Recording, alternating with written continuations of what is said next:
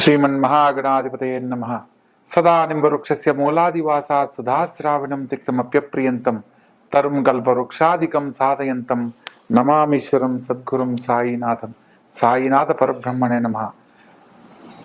ముఖ్యంగా ఆగస్టు 1వ తారీఖు నుంచి ఆగస్టు 31వ తారీఖు వరకు ద్వాదశ రాశుల యొక్క శుభాశుభ ఫలితాలు తెలుసుకోబోయే ముందు గ్రహ సంచార ఫలితాల గురించి మనం ఒక్కొక్క రాశుల వారీగా ఏ గ్రహాలు ఏ రాశుల్లో సంచరిస్తున్నారు, ఏ రాశుల వారు ఎటువంటి శుభాశుభ ఫలితాలు పొందబోతున్నారో వివరంగా తెలుసుకునే ప్రయత్నం చేద్దాం। తదుపరి కుంభరాశి। ఈ యొక్క కుంభరాశి జాతకులు కనుక పరిశీలించినట్లయితే ధనస్థానంలో సంచరిస్తున్న శని సంచార ఫలితంగా ఏలనాడు శని అంత్యకాలంలో ఉంది మరియు ముఖ్యమైన విషయాలలో ప్రతి విషయాన్ని ఆలోచించి నిర్ణయం తీసుకుని ముందడుగు వేయాలి। ఖచ్చితంగా తీసుకునే మీ యొక్క వ్యవహార శైలి మార్చుకోవాలి। ప్రారంభించే టైంలో ఉన్న ఇంట్రెస్ట్ చివరి వరకు ఉండకపోవడాన్ని గమనించవచ్చు। ముఖ్యమైన విషయాలలో కొంత మొండి పట్టుదలను మానుకోవాలి అన్న సత్యాన్ని తెలుసుకోవాలి। ప్రత్యేకంగా పంచమ స్థానంలో శుక్రుడు మరియు గురుగ్రహ సంచారం చేత ప్రభుత్వ సంబంధమైన ఉద్యోగం కోసం ప్రయత్నం చేస్తున్న వారు ఉద్యోగ లాభాన్ని పొందుతారు, ఆర్థికంగా స్త్రీ మూలకంగా లాభపడతారు అనే సత్యాన్ని తెలుసుకోవచ్చు। షష్టమ స్థానంలోకి సంచరిస్తున్న రవి బుధుల సంచార ఫలితంగా తండ్రి గారితో వాగ్వివాదాలకు వెళ్ళకండి, జీవిత భాగస్వామితో వాగ్వివాదాలకు వెళ్ళకూడదన్న సత్యాన్ని తెలుసుకోవాలి। ముఖ్యమైన విషయాలలో వ్యాపార రంగంలో మీ యొక్క తోటి భాగస్వాములతో కూడా ఆచితూచి వ్యవహరించడం తప్పనిసరి। అదేవిధంగా సప్తమ స్థానంలో సంచరిస్తున్న రవి బుధులతో పాటు కేతుగ్రహ సంచార ఫలితంగా జీవిత భాగస్వామితో ఎటువంటి ఎడబాటు రాకుండా జాగ్రత్త పడాలి। ఖచ్చితంగా మాట్లాడి మీ యొక్క వ్యవహార ధోరణి మార్చుకోవాలి। తండ్రి గారితోటి సఖ్యతతో మెలగాలి అన్న సత్యాన్ని తెలుసుకోవాలి। అష్టమ స్థానంలో కుజగ్రహ సంచారం జరుగుతున్న కారణంగా కోర్టు ద్వారా పరిష్కారం కాని సమస్యలు కొంత వాయిదా వేయడం ఎంతో మంచిది।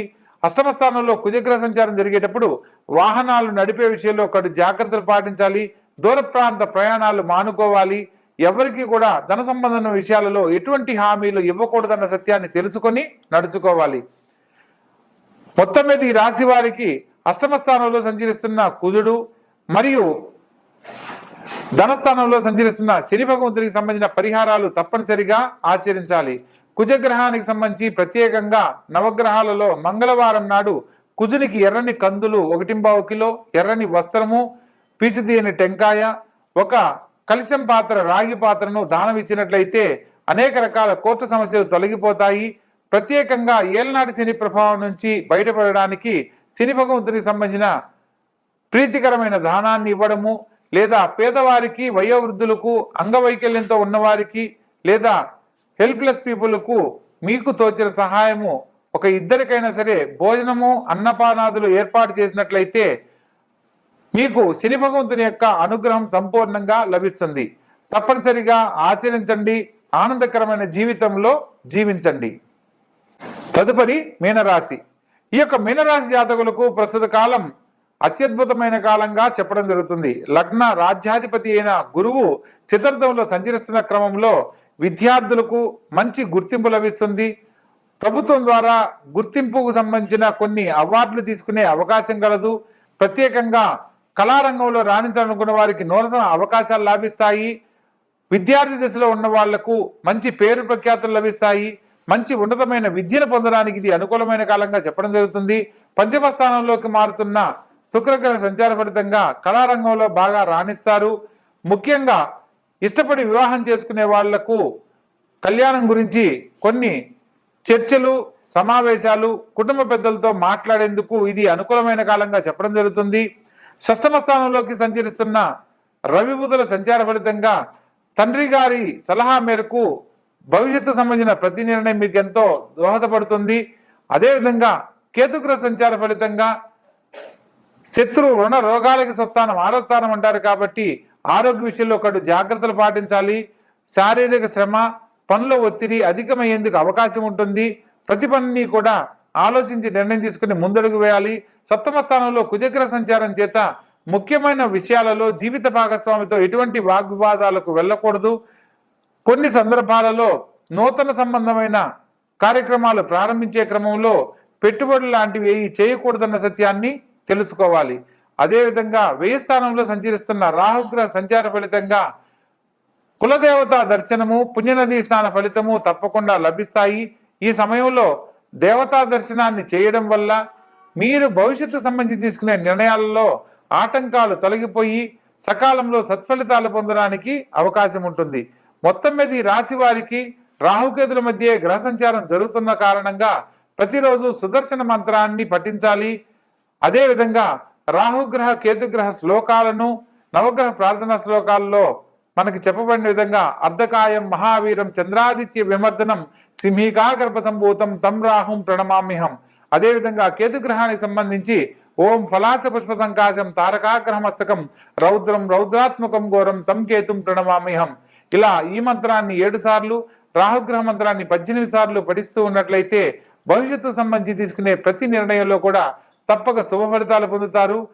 వంశపారంపర్య దోషాలు తొలగిపోవడానికి, సర్పదోష నివారణకు సుదర్శన మహామంత్రాన్ని తప్పనిసరిగా పఠించాలి. ఓం నమో మహాసుదర్శనాయ మహాచక్రరాజాయ ధగద్ధగిత ధరాధరంతర జ్వల జ్వల ప్రజ్వల ప్రజ్వల దుష్ట దానవ భయంకర భూచర కేచర నిశాచర అంతరిక్షచర కాలసర్పకాన్ స్వాహ. ఈ మంత్రాన్ని చదివినా వినినా కూడా వంశపారంపర్య దోషాలు తొలగిపోతాయి. కాబట్టి విష్ణు భగవంతుడు శేషపానువు పైన శయనిస్తూ ఉండడం వల్ల సర్పం తన ఆధీనంలో ఎలా అయితే ఉంటుందో వంశపారంపర్య దోషాలతో ఇబ్బంది పడుతున్న వారికి సర్పాలు వాళ్ళ ఆధీనంలోకి మారుతాయని ఈ యొక్క శ్లోకం తెలియజేస్తుంది. కాబట్టి ప్రతి ఒక్కరూ కూడా ఈ యొక్క సర్పదోష నివారణ మంత్రాన్ని ఈ సమయంలో పఠించి ఈ యొక్క మీనరాశి వాళ్ళు సత్ప్రవర్తనతో ఉన్నతమైన జీవితాన్ని పొందగలరని సూచనగా తెలియజేయడం జరుగుతుంది. కాబట్టి చక్కగా ఆచరించండి, ఆనందకరమైన జీవితంలో జీవించండి. శుభం భూయాత్. తదుపరి తులారాశి. ఈ యొక్క తులారాశి వారికి తృతీయ షష్టమాధిపతి అయిన గురువు భాగ్యస్థానంలో సంచరిస్తున్న కారణంగా ఉద్యోగ జీవితం కోసం ఎదురు చూస్తున్న వారికి చక్కని ఉద్యోగ అవకాశాలు లభిస్తాయి. ఉద్యోగం లేని వారికి ఒక చిన్న ఉద్యోగం కూడా మిమ్మల్ని ఎంతో ఆనందపడేలా చేస్తుంది. ప్రత్యేకంగా పంచమ స్థానంలో రాహుగ్రహ సంచారం జరుగుతున్న కారణంగా సంతాన భాగ్యం కోసం ఎదురు చూస్తున్న వారు ఆరోగ్య విషయంలో కడు జాగ్రత్తలు గనక పాటించినట్లయితే సత్సంతాన భాగ్యాన్ని పొందుతారు. ప్రత్యేకంగా కుటుంబంలో తల్లిదండ్రుల మాట జవదాట రాదు అన్న సత్యాన్ని పిల్లలు తెలుసుకోవాలి. షష్టమ స్థానంలో శని సంచార ఫలితంగా 1, 6, 12 శని భగవంతునికి రాజయోగ స్థానాలు కాబట్టి తప్పనిసరిగా శని భగవంతుని యొక్క అనుగ్రహం లభిస్తుంది. ముఖ్యమైన విషయాలలో మీ యొక్క మాట పట్టింపులకు వెళ్లకుండా జాగ్రత్త పడాలి. ఖచ్చితమైన నిర్ణయాలు తీసుకోవాలి అన్న సూచనను తెలియజేయడం జరుగుతుంది. ప్రత్యేకంగా భాగ్యస్థానంలోనే లగ్న అష్టమాధిపతి అయిన శుక్రుడు కూడా సంచరిస్తున్నాడు కాబట్టి కొంత స్త్రీ మూలకంగా ధనం ఖర్చు అయ్యే అవకాశం ఉంటుంది. కాబట్టి ఖర్చును నియంత్రించుకునే విషయంలో కడు జాగ్రత్తలు పాటించండి.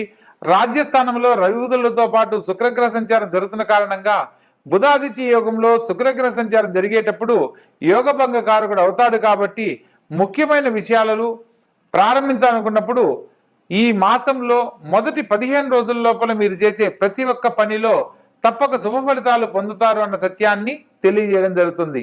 అదేవిధంగా లాభస్థానంలో లాభాధిపతి వ్యయాధిపతితో కలిసి సంచరించడము విశేషమైన ఫలితాలను ఇస్తుంది.